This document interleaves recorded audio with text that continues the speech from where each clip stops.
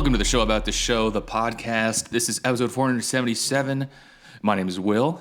Joining me as always is Ben. Hi, Ben. Hello. And of course, Atticus is here. Hello, Atticus. Hello. This is a show currently about Twin Peaks. Today, we are re-entering the town of Twin Peaks. This week, we rewatched the pilot episode. This is the first time that we're covering it since we've completed the show. And so it's kind of interesting. I mean, it's very interesting to revisit. What do you guys think? How did it feel re-entering the town of Twin Peaks? It's cool. It's cool. You watched it, right, Ben? Okay. No, I did. I watched it a little passively, but I watched more than just the first episode. So, I'll give you that. I'll give you more info on people who forgot what the second episode and the third episode is like as well. Okay. It's fun rewatching knowing that everything works out for everyone. You know, like it's gonna be. They okay. don't know that it's gonna be okay. Yeah, I you know what's gonna happen to them. I had a very like Lost Tales vibe again. You know, what about all these other kids? What about all these other kids? What happened to them? You know? Yeah. What were they thinking? What were they doing? I'm trying to think. I think this is like a spin-off thing they must have done in the past of like same town, different people. They should do, you know, I was thinking about that. What would the Twin Peaks spin-off be? I'm just gonna say Golden Girls or something like that. Probably had a spin-off or was a spin-off of something like that. Like, who would you want to see the spin-off be about in the Twin Peaks? The principal. The Okay. principal at the high school. Mm-hmm. And the other kids at the high school. And maybe it'd be like that Saved by the Bell style show, you know? I never saw Saved by the Bell. What is break it down? It's about a principal and kids at a school and their parents and sort of hijinks. Slice of life-ish drama, I'd say. Maybe I'm mixing it up with another one, but I think there might have been like an old-fashioned soda fountain type thing. Very nice. Very nice. Vibe. That also, maybe that's Happy Days. Too. I think it's kind of like Happy Days. I think they also had a slightly more modern soda fountain thing. I kind of want to. This is really making me think we should watch an episode at least of Riverdale before we move on from Twin Peaks, because I think that there's a very strong lineage going on. Riverdale's a comic book, Archie comic man style thing. Okay. Which I feel like the Archie comics is like majorly David Lynch coded, or like it's very like Americana. Going back to the 1950s. Yeah, exactly. A lot of David Lynch vibes. And your grandkids are gonna know what that means. Yeah. Atticus, how did you feel rewatching this? It was good. I like returning. And I sent you something I'd found going back to find this episode. Was like a cool TV advert for the season finale that they had in character Dale Cooper talking about how the show has moved to Wednesday, which was pretty cool. That was cool. That was a neat ad.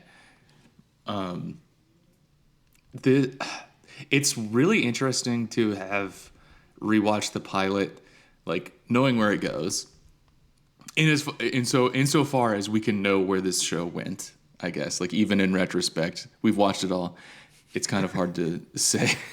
Yeah, I was thinking to myself, what does happen at the end of 20%? Can't remember. Yeah. We can't really say with much confidence that like, oh, okay, I know what happened. But I guess like the changes between the characters in the pilot and like where they ended up living in my head, I guess. Mm-hmm. You know, like that's really what I ended up cluing in on over the course of the pilot. I think that Bobby stays Bobby. Like I feel like Bobby is like he emerged from is it like Zeus's head or whatever? Like what the I got. Oh my god, what is happening above me? Okay, but he emerged like fully formed a little bit in the pilot, and no, like he was just like absolutely electric in the pilot here. But like I think Cooper changes a bit. Audrey changes. There's some other things, but like Pete stays the same a little bit. Like it's just interesting. In the relative to what time period though? I'm mostly I don't disagree with the people changing. I'm mostly thrown off by you saying that Bobby doesn't change. I guess I don't. He still felt like seeing this. I was like, oh yeah, that's Bobby for sure. That's, Sure. do you think you think he changed? I mean, like to the return for sure. I think, yeah, I think that's what I mean. I'm like, oh, Bobby's probably Gotcha. the character who changed the most in some Yes. some sense. Yeah. Yeah. I guess not from the perspective of like the coolest guys in your high school turn out to be cops, but he turned out to be an okay one. Yeah. Yeah. It was wild hearing like them talking about in the pilot like that Bobby killed someone, and like Yeah. like that was like a thread that was just not tugged at until the movie. Yeah. Yeah. Yeah. Yeah. That was big. I don't think we need to go like beat by beat or scene by scene the way that we did the first time. But we can kind of call out some like things that we noticed as we were watching. But there's also something to. So I had rewatched the pilot like just a few weeks ago. I talked about it on the show, and so revisiting the pilot. I wonder if you guys had this experience this week. It's so iconic. I don't know if it feel like the right word, but like it's such a major piece. Like, and it's obvious. Like it sets up the world of it. But like, did you guys feel like you were being enveloped in the warm embrace of Twin Peaks? Like, It was coming really, home. it felt like coming home. The music. I mean, I think returning to.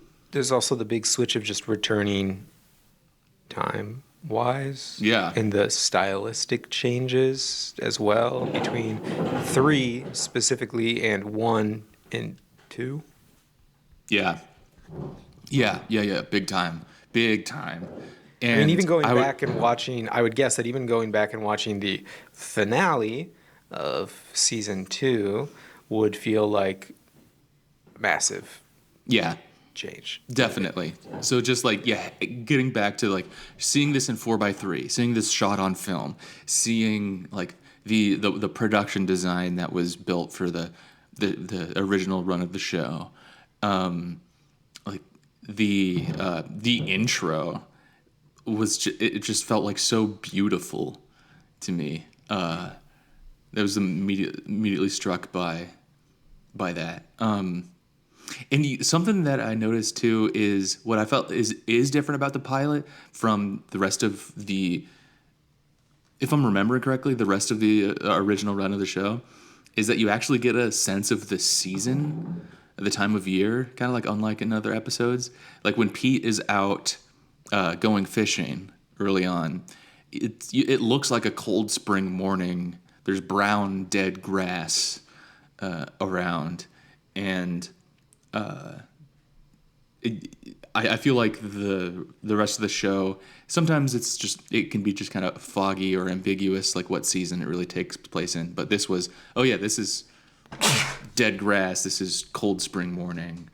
There you get a real sense of place. It looks like, okay, yeah, these don't feel like necessarily sets yet. These, I think we're shooting on location for a lot of this, and it just felt so.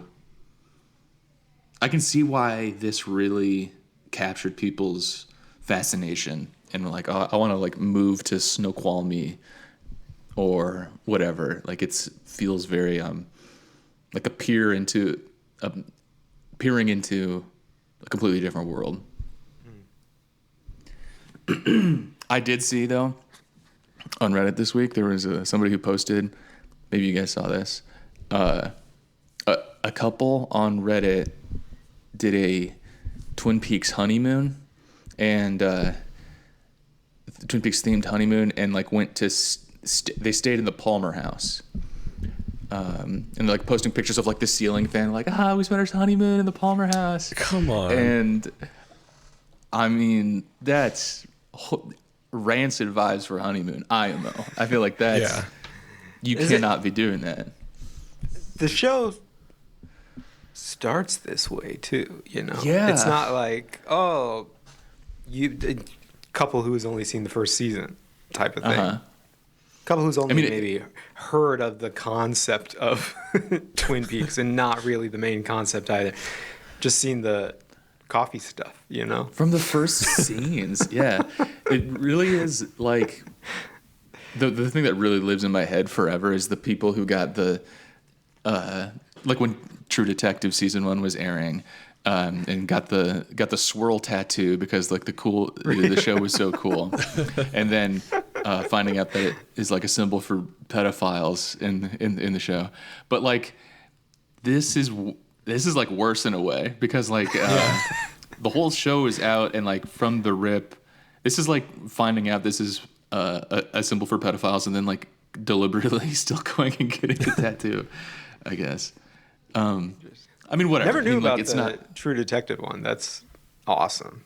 Yeah, it kind of makes more sense to like, we really like horror movies, so we went to like where they filmed the Texas Chainsaw Massacre, like something even like wilder, makes it feel more wholesome than like this. It's like it really makes me think. I mean, people can be bad at watching television.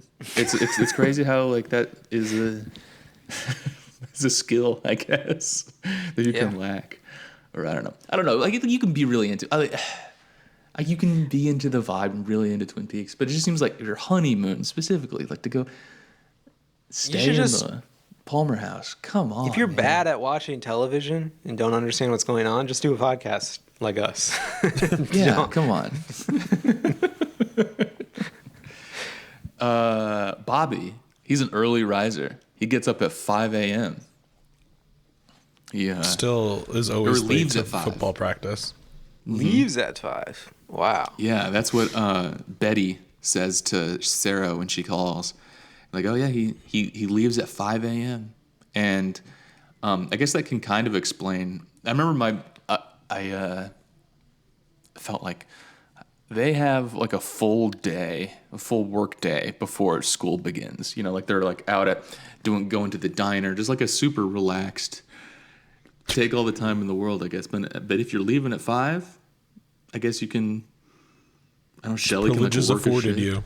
Grind set local drug dealer mindset guy.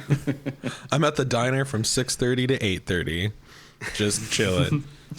Oh, and the Bobby Norma dynamic that I feel like we never really got back to that. But the fact that she's hot for his trot. Yeah. They seem to have some tension between the two there. But they've got a dynamic. They've got like a little back and forth. Shelley was a bit more of a miscreant, I think, than she ended up being in the rest of the show. Like she's the one being like, let's drink and instead of that seems very what Bobby would be doing. Yeah. Later on. And then do you think that like, so at the beginning of the episode, we see Shelley like, oh yeah, let's drink and drive, Bobby. And Bobby's like, oh yeah, get all loaded before homeroom. And then by the end of the episode, he's just crushing brews and surfing on the car. Like Shelley sent him down a path of drunk driving that took exactly 6 hours to fully metastasize. Hey, is your daughter available? Are you guys drinking and driving? Yeah. We're all pretty broken up, sir. Quit worrying and start scurrying, Mr. Touchdown. Something that Shelley says to Bobby. Awesome. I love the dialogue in this. It's so goofy. Let's get these cheese eaters where I they was just live. gonna say, I'm gonna get it. I think one of my favorite lines besides that is, "We're gonna get it for a song." No chorus. How does he say? It's so good. It's one verse, no chorus. It's so good. So good. Was the Donna yell in the first episode, or was that in the second or third or fourth? What do you episode? mean? What's more about Donnie? When, Donna. Yes, that's the first. that's like episode. my favorite line from the whole Yeah. show. Donna. I forgot that. Yeah, Bobby punches Ed, like knocks Ed out. There in the roadhouse. Ed's a stud. I forgot about that too. I guess not really. He's always been a good-looking guy, but Ed looking good. Without the zoomer cut, do you miss the zoomer cut? You think should be CGI'd back in? Yeah. Do the George Lucas like definitive edition. We're gonna CG a dead ass haircut onto a big head the whole time. If you guys could do George Lucas remake of just for David Lynch, just drop some stuff in. Anything you'd be dropping in to the first episode? I think it deserves. I think the Great Northern deserves a Great Northern establishing shot deserves a really big, stupid CGI matte painting situation that looks like they're like what they do to the Cloud City. Get like Coruscant ships flying around the Great Northern. CGI in the 50,000 people that live there. Yeah, it does feel like a lot more populated in this pilot. Like it, you know, like you see the leaders of the town, and like it's a full half of the room is people that we know, and then the other half is people that we don't. But it's a packed room, and it feels. This actually seems like it could be a town of 50,000 here, like this. The thing that I think was one of the more striking things from this episode was watching Leland through this and watching Ray Wise. And it's like, whatever. I knew where it was headed when we were watching it the first episode, but I was really interested in following Ray Wise's performance because he didn't know where it was headed. Like, he didn't know that he killed Laura, but like, we know that that's where it's headed, and that's just a fascinating performance to observe with that. I forgot that bit of production lore, not really lore, but just fact that these people didn't know where it was going. Yeah. And there was Interesting. one moment that signaled to me that like they knew where it was headed. The who's upstairs moment when Sarah is talking to Andy there. Like, we hear Leland or Sarah goes like white and terrified, and she goes, "Who's that upstairs?" And I think it's Andy, maybe. She's like, "Oh, it's your husband." And then she still looks terrified for a minute, and then it kind of fades. So like the clues were there, Mr. Policeman, a little bit. Have you guys? Do you know? How did the actors react when they found out? I think like Ray Wise was pretty devastated when he found out. Really? Yeah. Have you guys heard about this new the dumb Uwe Boll movie, the Citizen Vigilante thing? Did you hear? I heard that Army Hammer saw the movie and was like devastated when he found like he saw it and he was like, "What? That's not the movie I thought we were making." He was apparently That can't be devastated true, right? too. What music did you think was yeah. going to be underneath all the scenes you were in? I mean, I guess Yeah. I'm not going to give Army Hammer the benefit of the doubt, but I know that. I mean, like you can edit things pretty crazy, but also like Uwe Boll is gonna. He's not gonna pull a fast one on you like that. I guess. No. You can say I what was you just- want about him. He's a straight shooter. Imagining Ray Wise though. I mean, I guess maybe that's just kind of how he felt, but just imagining him being a dumb guy like that too. What? I thought Leland was the good guy. I thought he was gonna save the day or something, solve the murder. The other thing that I want to point to about Ray Wise in Leland and the seeds being there, we talk a lot about the costuming for characters in Twin Peaks, but and how how wool is a heavy motif, especially throughout the first couple seasons. But Ray Wise, Leland is fully wooled up. He has wool on wool on wool. He has like a crazy amount of wool on. Like it's wool jacket, wool sweater, wool tie, wool shirt, wool pants. And I think we got wolf in sheep's clothing here is what's going on. I think that's what's happening with Leland in the pilot. Interesting. I feel like he probably, going forward with his agent, has a very strict and similar policy to The Rock that, like, I will not sign this contract unless it is in here that my character does not turn out to be, like, a horrible pedophile, He was in that show. Was it called Reaper? You guys ever watch Reaper? I've heard of this. He's literally Satan in it, but he's like, he's perfectly cast. He's like, he's being Leland in it. I remember thinking like the first few episodes of that were hysterical, and then I think it fell off pretty quick. But I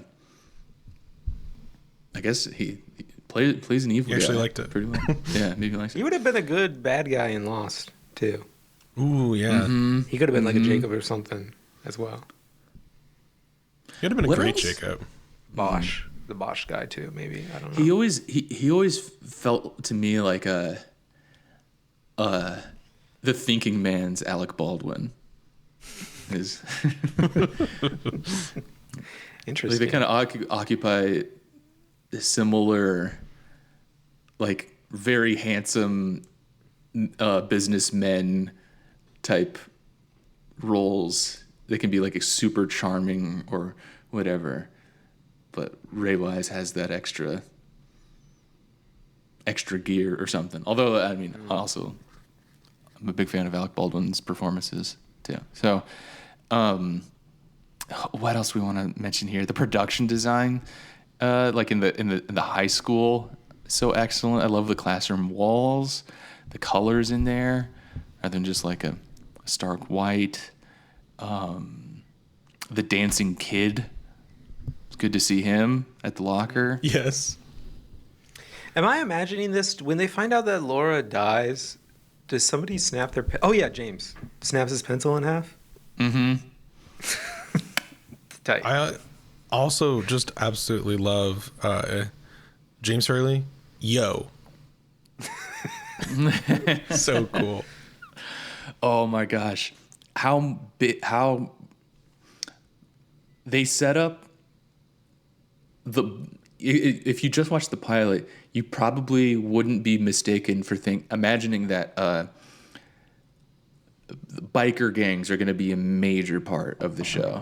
Like we're going to learn a lot about like the hierarchies and politics of various biker gangs, and there's going to be a lot more bikers in the show too, because like Bobby's like, okay, we're going to go after there's a biker whose name starts with J. That's our target. And Mike is like, who could it be?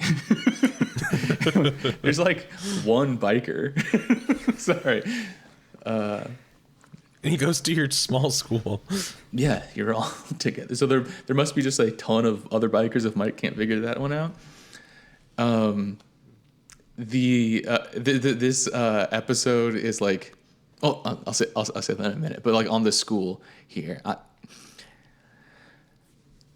I'm imagining all of the schools in real life where something horrible happens to a student, and how the announcement and info rollout is handled just disastrously. Like you have to imagine, I'm imagining like my like middle school trying to pull off like like having a principal come on the announcements and give a speech about this, and it just being an absolutely insensitive disaster.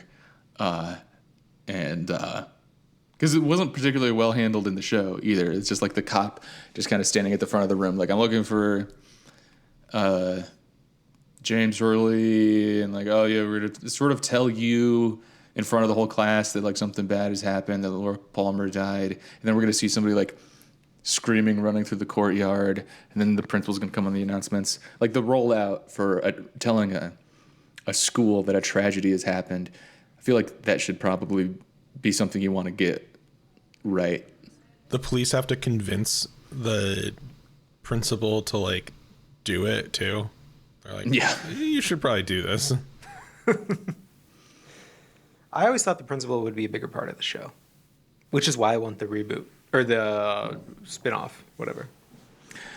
Speaking of characters who we thought were going to be a bigger part of the show, I want to talk about Josie for a little bit here. She's the first person we see in Twin Peaks, the first character. And, you know, I guess it's kind of funny that the show just isn't about Josie, like, at all. Really, I mean, she has, like, some things to do. But I feel like the whole part about Josie's story was, well, surely there must be more to Josie Packard, right? Like there's something, the shoe is going to drop and we're going to find out more about her. And it kind of turns into the kind of a self-contained, well, we have to come up with something to show for her. Yeah, it feels like the shoe did drop, but you'd have to like get us some sort of like flow chart out on what that means. Mm-hmm. Like not connected to like the A story, and really. And this is and I feel like she is a character who's much different in the pilot than the rest of the show. I feel like this is the most assertive she ever is. Like when she shuts down the mill. In the rest of the show, she seems very acted upon. But this episode, she's standing up to Catherine. She's making a call. I think that's interesting. Why? Kind of a bizarre one too, though, which I guess makes it even more strong of her to do. You gotta shut down the mill because somebody died in town. Well, because the daughter of one of the workers here is missing. One of the workers, yeah, but I don't know, it's bizarre, sort of bizarre.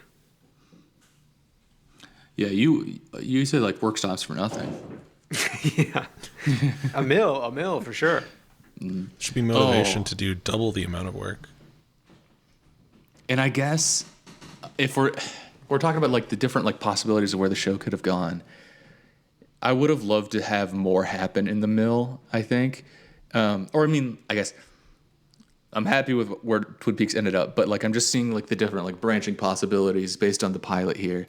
And man, I could have watched hours of uninterrupted B-roll of the mill, of just like the machines cutting into logs. Just have a David Lynch directed How It's Made about a chair. Ooh, yeah. You know, like it was just music watching the machines chew up the trees to me. I don't know. What's the Paul Schrader movie with Richard Pryor? Working, Oh, is it called Working Class or something like that? yeah. Blue something- collar. Blue collar. Yeah. That in the mill. That'd be, you know, have a little. Do they have a union thing? Yeah, they have. That's the whole point of the movie, right?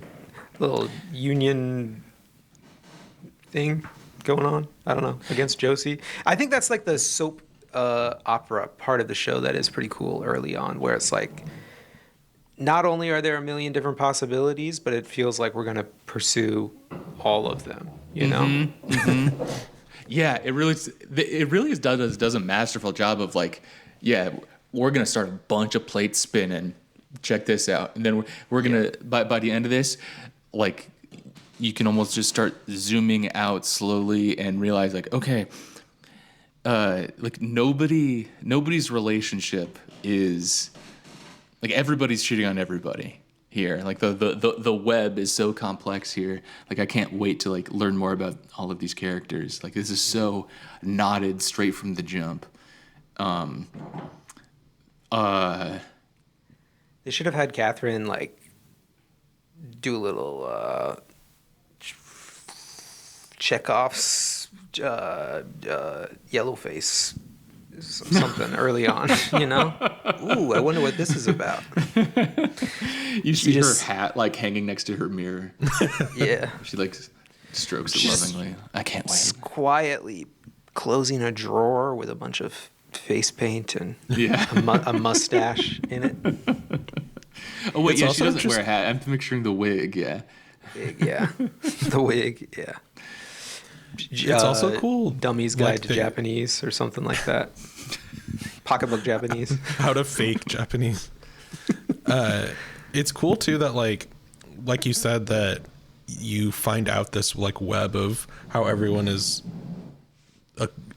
compromised in some way, shape, or Yeah. form, and it's not necessarily that like there's this instigating incident that fucks everyone's morals up, or like before this incident happened everything was good.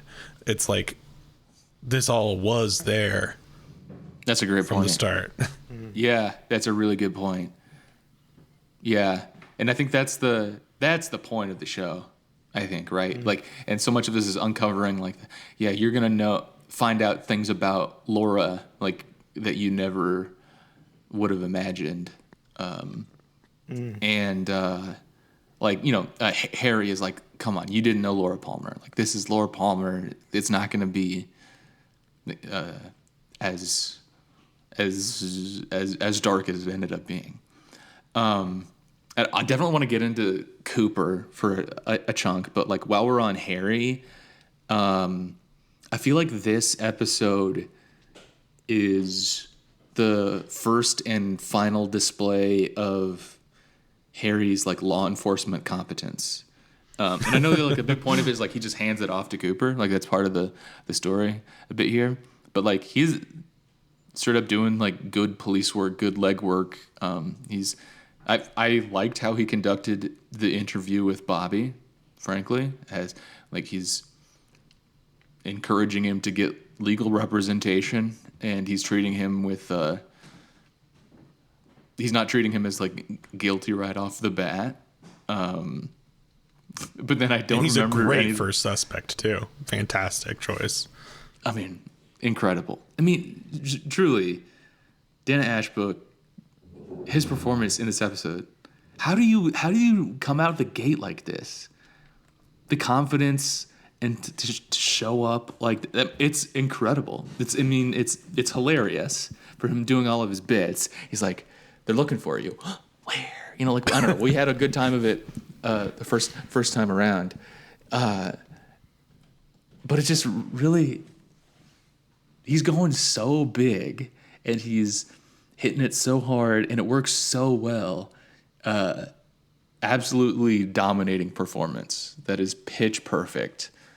Incredible. I did think of one. Okay, I have my George Lucas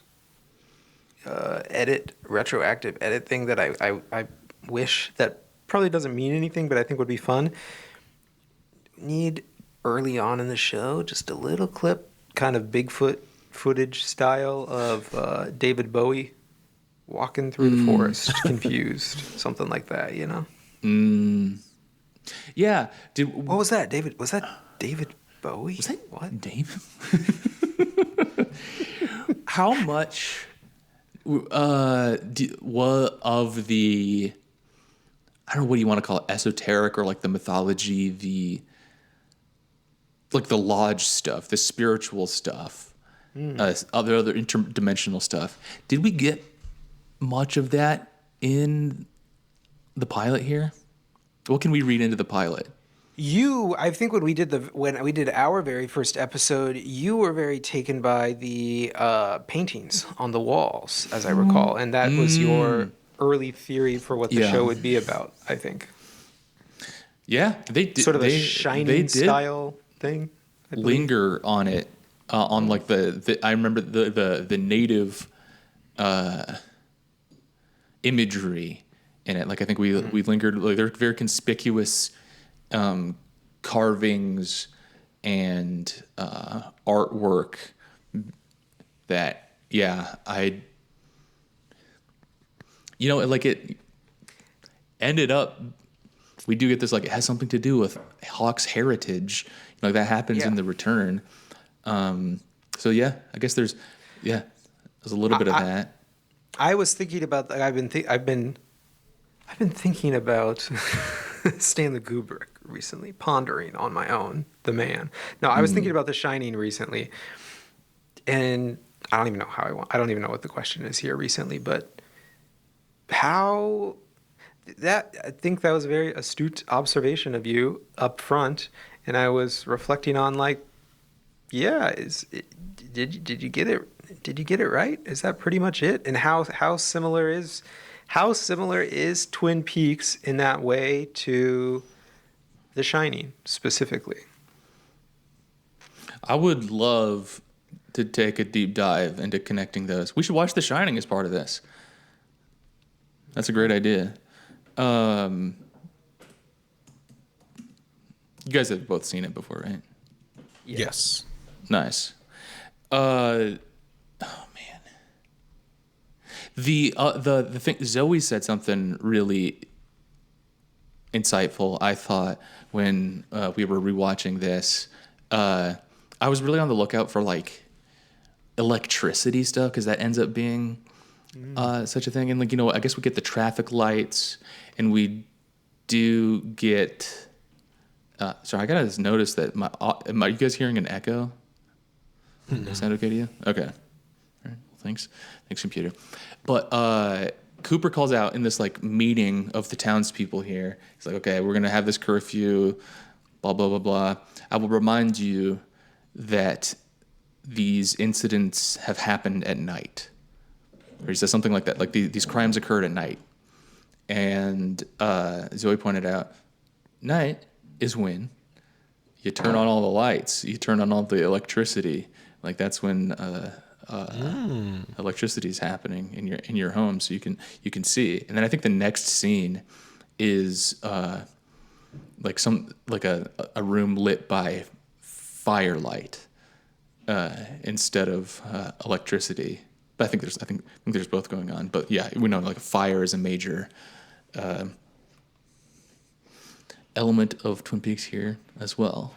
And like the words "fire walk with me" do appear in the pilot. That's certainly part of it.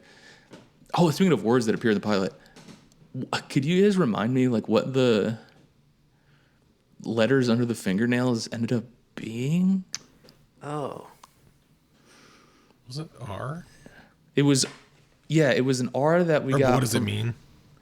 Yeah, from underneath Laura's fingers.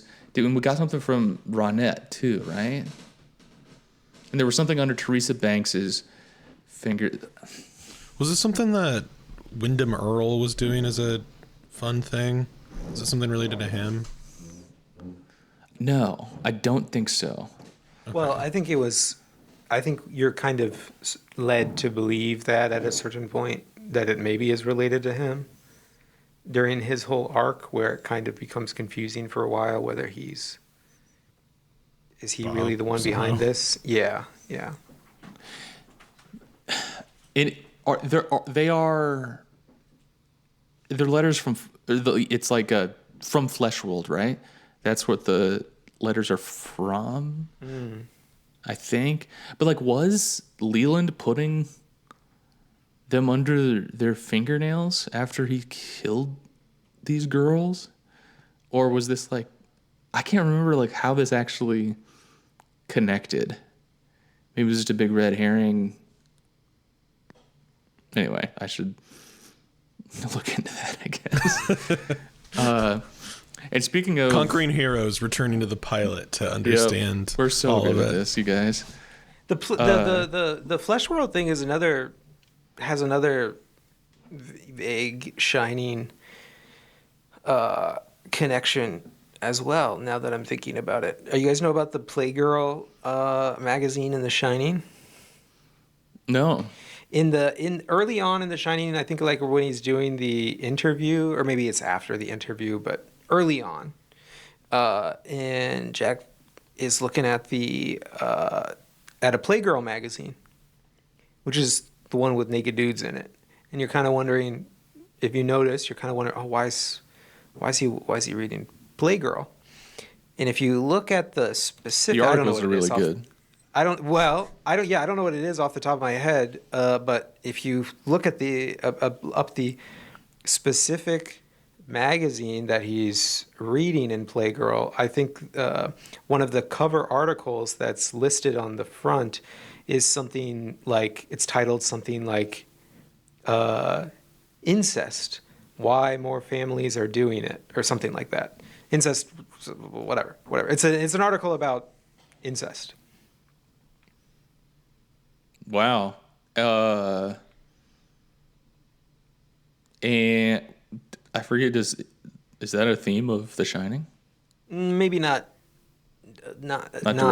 directly, but I mean, there's so much, family abuse There's going psychology afoot. Yeah. I think the twin, I mean, I guess with Twin Peaks, there's a lot more to Fleshworld than you would originally think as well. Pictures of trucks. Yep, Trucks there's and the whatnot. trucks.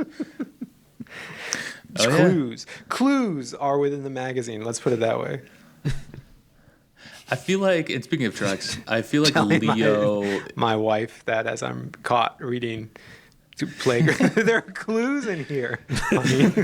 What the clues? Read this honey? entire article. It's one clue. Leo seems about the same as I remember. Right?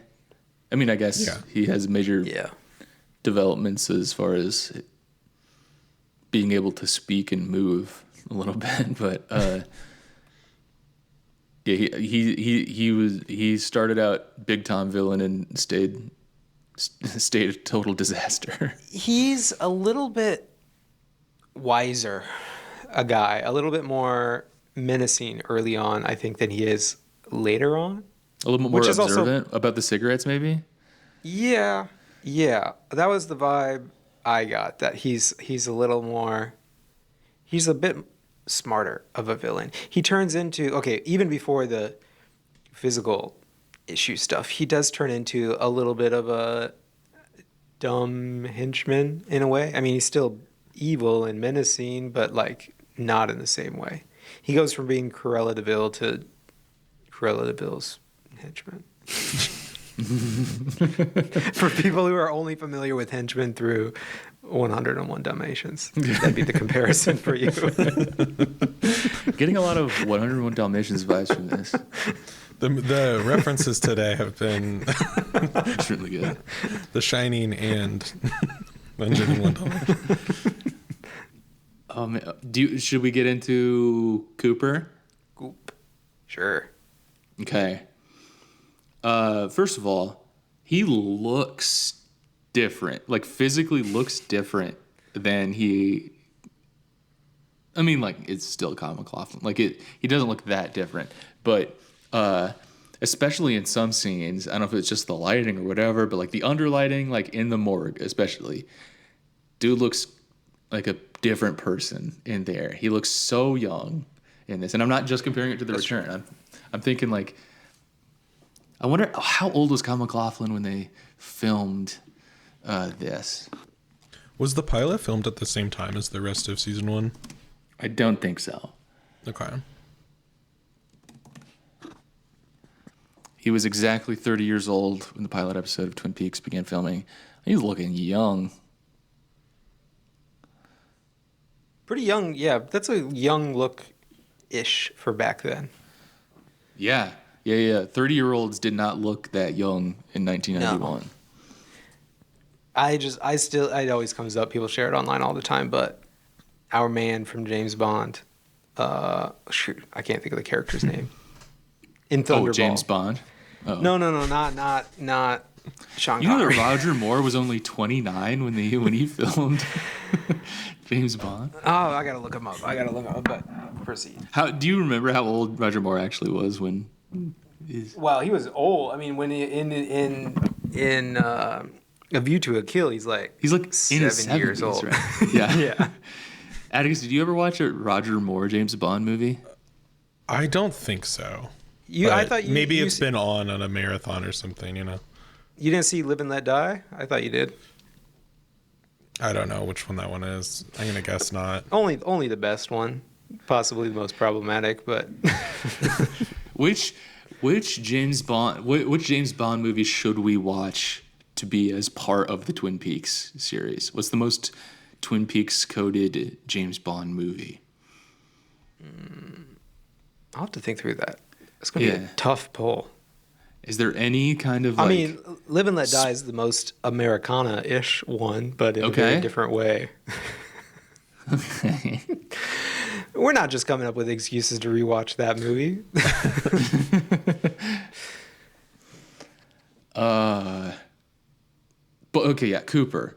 He looks different. He acts different too. I mean, some of it, like the Diane, that's iconic character introduction. Like one of the most iconic character introductions in TV history, right there. It's like him driving into town, talking to Diane on the recorder, right there.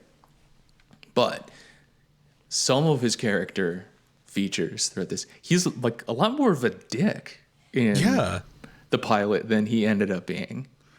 Like when they're at the town hall meeting, he's like, "Who's the babe?" I was like, Yeah. You're the wrong vibe for this meeting." And the when they're interrogating Bobby, you know, Cooper starts like laughing at him, like he's just like, "Bobby, you don't understand. The way that this works is, I ask the questions, and you answer them." Like he's a dick there. And then he says at the end of the thing about his dead girlfriend, he goes, "You didn't love her anyway." Let's find out a little bit more about the situation before could have been true, but like, why did you say that? That's interesting. But also, he does have the line of the episode when he says, "Looks like a hog to me." Yeah. And zooms in on a VHS tape that would definitely not be able to do that. He hits the enhance pretty hard. Did you guys laugh uproariously in the morgue scene when the guy says his name? Yeah. Wait, what's this part? When they're examining Laura Palmer's body, and Sorry, I'm giving you epilepsy with the lights. yeah, okay. that's what I'm giving. Yeah, it's like we gotta get. Oh, that's electricity. There, that's what's going on. We're getting lots of flickering of the lights around Laura Palmer's corpse. Yeah, okay, that's definitely a major thing happening.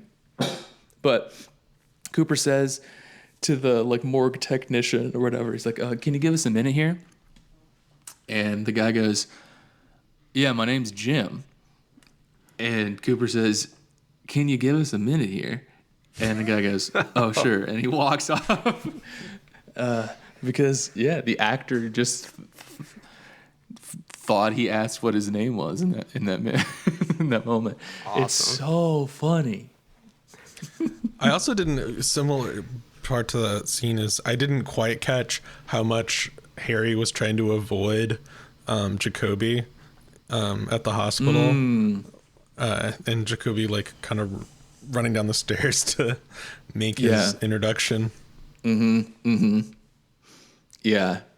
I feel like that's a Russ Tamblyn of it all thing, right? Like that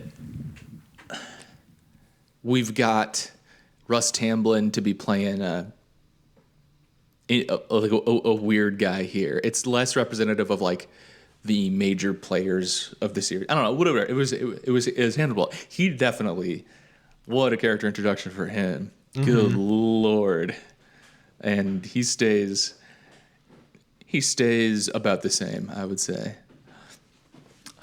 Although I don't feel like we ever really see him in the hospital again, I guess until he's a victim himself or a patient himself. Hey, could you stop calling them victims, Will? Could you hear calling them patients? They didn't. Laura's parents didn't know that she was a victim of mine. Yeah, what an intro! What an intro! Richard Vernon, by the way, the for everybody who's still wondering, the James Bond actor, who is 39, and you just look him up, 39 in Goldfinger, and he looks like a 70-year-old. It's literally his Wikipedia picture. He played Richard Vernon played James Bond. No, he was Smithers in Goldfinger. Okay. Oh, Mike had a lot more screen time in the pilot than his character ended up maybe needing. Mattering, yeah. Yeah, mattering. And does he becomes less of a douche, right? He's a major dickhead in the pilot here. Like sort of like very loudly abusive. And then like I feel like he just kind of it ends up being just like a lunkhead, a dumb guy for the most of the show. In some ways, I feel like he, if you're a writer, you probably started to realize like, we kind of have two of them. We have two of them in Mike and Bobby. You gotta kind of pick one, and the other one has to be much more secondary. But he was good at being a guy you hate in the pilot. Yeah, perfect early 90s casting for that. Gary Hirschberger. Excellent job. I want to talk about Nadine and Ed as well. And this is going to be another question for you guys. So in The Return, I remember there's like after Nadine and Jacoby they're like run it and we're like they're making eyes at each other. The next morning, Nadine delivers a speech to Ed that's like, I want you to go be happy. I want you to go go be with Norma here. It's okay, or at least you. But a big part of that was that she marches across town for miles to get to Big Ed's gas farm. And Ben, I remember you joking like, why doesn't she just wait for Big Ed to come home to tell him that? Probably saw him that morning. In this episode, the pilot episode of the show, Big Ed's gas farm and Nadine and Ed's house are on the same piece of land. Like that he can see Nadine like doing her drapes thing from the gas farm. So and then I think later on in the show too, like it sort of seems like Nadine and Ed's house is maybe more part of just like a residential street in a neighborhood. So I think that the geography of the town changes a little bit between pilot and show, unless I'm missing something. Maybe Could they just have moved? Yeah, it could. That could be the case that they just moved, but like they get in a different house in the show. But like even in like season 1, I think they're in a separate location than Like the house and the gas farm are not on the same property. Interesting move. Normally, like a lot of people, small business owner, you're like, I got a small business. I need a house. Maybe I should just make my house above the small business. I should just live above it or whatever. But these guys are like, What if your small it's got business is a gas farm. station, though?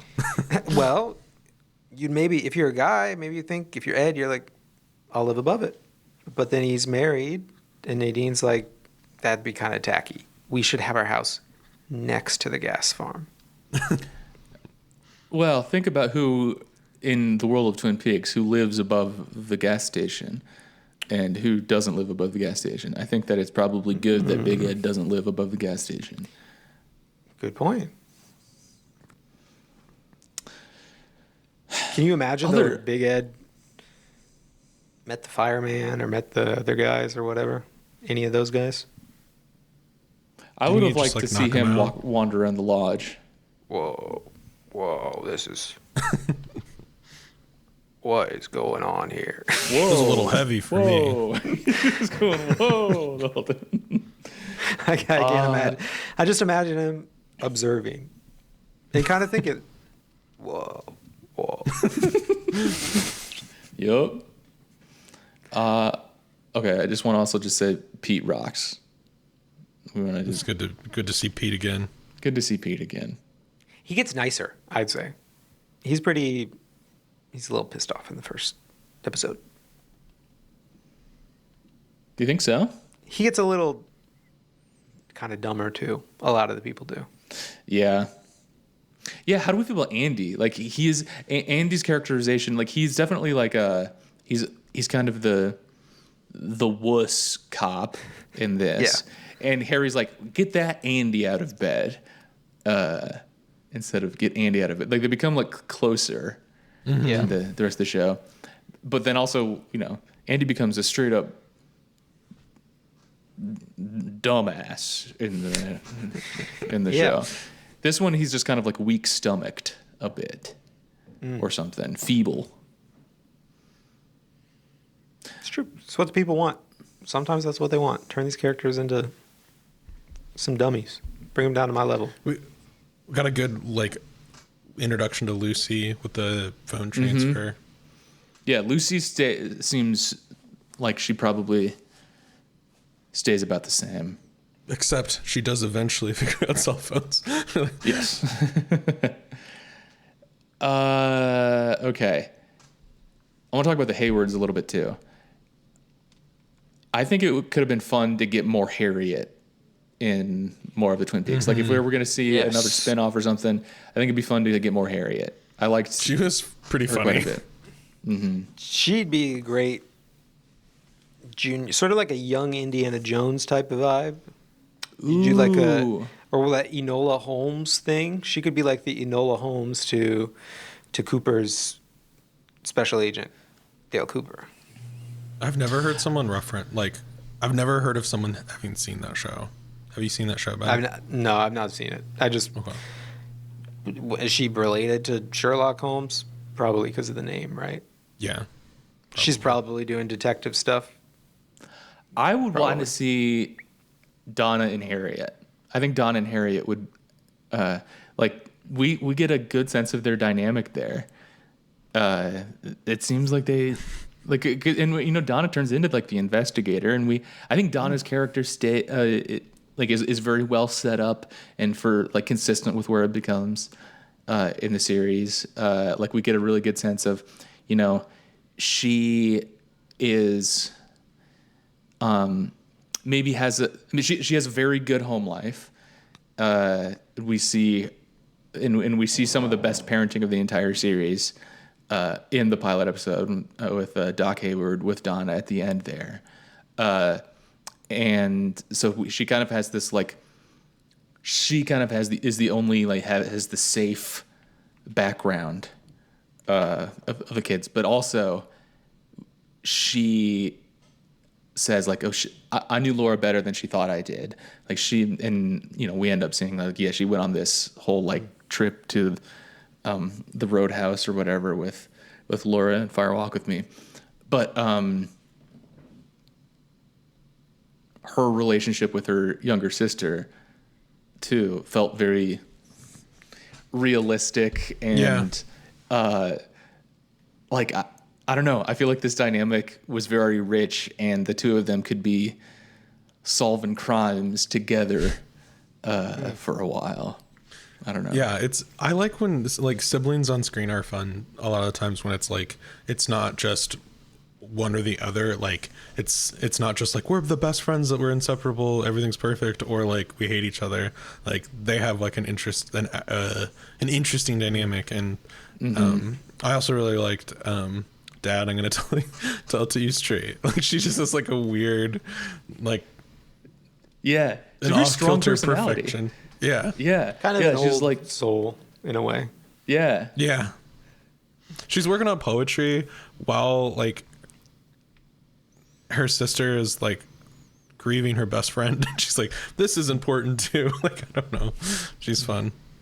Yeah, it's very rare to pull off like a precocious child archetype that isn't deeply annoying. But I think Harriet is also like perfect name for her, Donna and Harriet, and like I like everything about Harriet, her vibe, everything. It threads the needle perfectly. And there's something too about the like, yeah, Dad, I'm gonna tell it to you straight. See that window over there? It is like the way to say it. And there's something about saying like, see that window over there instead of see the window. Or like see that window over there. Like this is our house. I don't know. There's something about like, wouldn't it? I don't know. And she's up writing poetry, trying to decide between lines, and it's not doesn't sound like it's a particularly like great poem, or it doesn't sound like it's trying to be an annoying, precocious child poem or something. You know, it sounds like just like a normal poem. I don't know what I'm trying to say, but I just liked Harriet quite a bit. And we didn't see any Gersten. No Gersten this episode, I don't think. Is My Gersten face the when no Gerst. piano player? Yes. Ah, yeah. Not part of the crime-solving duo in my mind. No.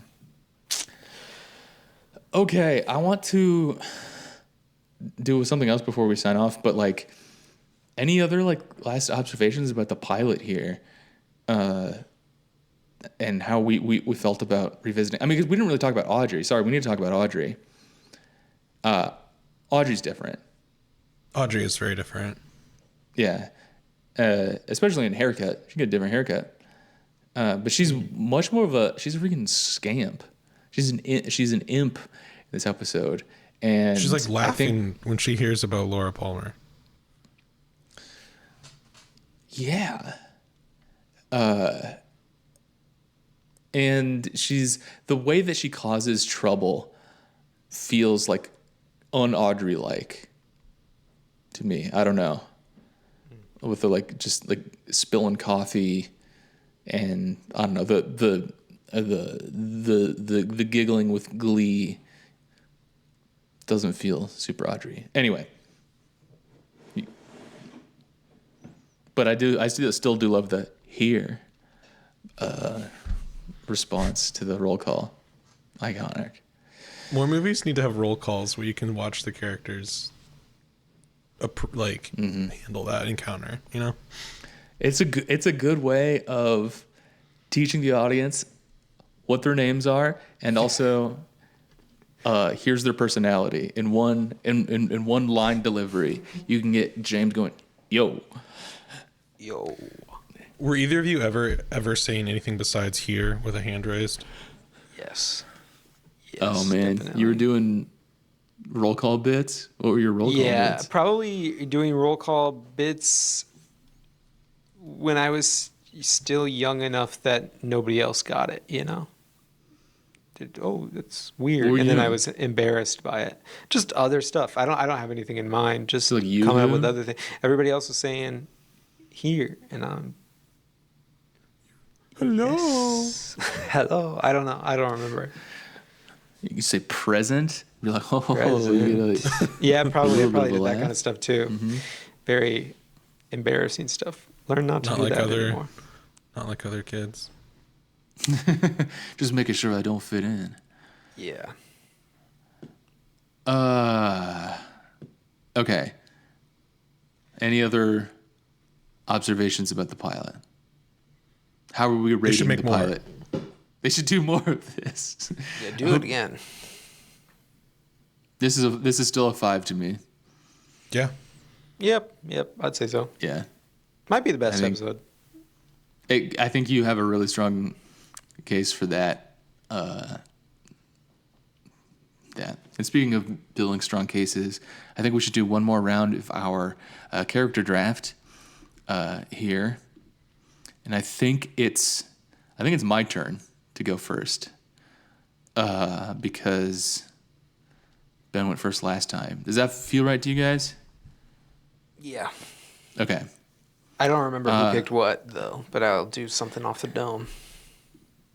Yeah. The only thing, Atticus is full up on Leo season, but then I guess you can also like change things around. And yeah, I'm not sharing my screen right now, but you guys, I guess I could share my screen, and then I can do this later in the edit. Okay, I'm going to draft in the Sage for round 7 here. Philip Jeffries. Oh. This is a strong Sage showing for all of us so far. That's a Yeah, pretty good so far. choice. Yeah. Yeah, and I guess I don't know how to spell Philip if he has to get 2 L's or whatever. But he appears in a couple of different forms. He appears as David Bowie, but then also he appears as big like tea kettle, and so he's delivering information through the steam, and I think that having Philip Jeffries as your Sage, you're going to be in good shape. Atticus, what's your round 7 pick? Fun pervert, Catherine Martell. Yo, nice. Very good poll. Very good poll. Why are you choosing Catherine? I feel like this is a category that you want. There's not very many safe picks. Yes. You don't You're want, gonna get you don't wound want up. someone. Yeah. Yeah, you don't want You to don't want to get tripped up by your fun pervert. Yeah, you will need to have a fun pervert on your island. You need to have 2 of them, in fact. And some of the perverts are more fun than others. Exactly. Yes. And I would say she's pretty fun. She's a weirdo. She's a scheming. And I think my team will have a pretty good hold over your team with Pete being very manipulatable by. This is true. And you have Ben and Catherine on. It's true. It's a power Yeah. team. But you also But do they- have. Could be distracted. Yeah, keep them. I feel like they're going to be off scheming together. Like true. they're going to kind of mostly Double You backing can each either other. like. I think you do need to have both. I'll be worried about having one without the other. Like you're going to want both on your team. But there's still worries. We're like, okay, they could really fuck this up for all of us, or they could kind of cancel each other out. Yeah. But you do need to have them kind of close by to keep an eye on them. I feel like if we could find a way to simulate this, like you'd roll it. If you rolled it 3 ways, it'd happen different ways every time. One time you roll it, they'd team up. One time they destroy each other, and the third time something secret third thing would happen with these two. I really want to find. Can we do some version of like MLB the Show or something, and like make a bunch of custom characters? And like I do want to run some kind of simulation with these, even if it could That be would like be that. great. Like, is there some sort of platform? Like, does that battle simulator, totally accurate battle simulator? Can you plug in stats? Log lady. Can we turn them into Super Smash Bros. Characters and play each other? We could. I feel like we could create Yeah, them I in think you Super could do that. Smash. Okay. and like have like the computer fight each other, right? Yeah. Is that how it I don't works? think we could do this big of teams, but we could have a bracket. Be thinking Tournament. about this. Be thinking about this. All right, Ben, your choice. What's your 7th pick? Well, in the spirit of Smash Bros, I'll be having to smash brother and sister in my working class by drafting Mr. Freddie Sykes. I was trying to think if there's a British way of saying it. Mr. Imagine I said that in a British way. Freddie Sykes. Can you explain why that's you're getting a sister? Yes. Because I have Nadine, the Smash sister. Oh, I see. Yes. Okay. I wondered when this was going to happen. The arms. The two arms. Yes. The brother from another mother. I think it's. Go ahead, Atticus. I was just gonna say. I think it's fair to say in a totally physical contest, your team is doing quite well. Yes. It was just that. Yeah. Well, I mean, if you're just pairing up working class so far, I've got 2 total arms against a child and an old man. Yeah. I thought Freddie was gonna go first round. I definitely thought first or second round. I thought Freddie's gonna be a major pick. I thought long and hard about Freddie as well. Where like we see the utility of Freddie in the return. I think that like having that asset on the island is undeniably like he can punch down a tree for firewood. He could do all sorts of things with that arm. And He's gonna be on Bob duty. I feel like. I mean, yeah, just like that's true. Yeah, it is good. I'm glad that you are balancing out the Bob from last week. I was really worried about you, Ben, with having Bob there. But like now that you've paired Freddie there, like I think that things are evening out a little bit, and I can sort of see the vision here. I'm sort of, by taking Bob too, I'm kind of, and the arms, I'm circling the defenses of the arms. I'm removing, I'm imagining Bob as, you know, you hear the smoke monster chain coming for you. Mm-hmm. If only Bob you is had very Freddy. smoke monster to me. If only you had Freddy to pow, just punch it, just punch the smoke monster. I guess once again, this is like a sort of self-inflicted thing where like I could just simply not have Bob on my island and not have to deal with that. But the thing about having Freddie on your island and Nadine, I think, Freddie and Nadine both seem to be like benevolent souls, at least. Mm-hmm. But they are going to be in charge. They're too powerful for me. I think that like there's no way to. I guess maybe having both of them could kind of counteract, like, because you could maybe Nadine could hold Freddie back if you needed to, and maybe vice versa.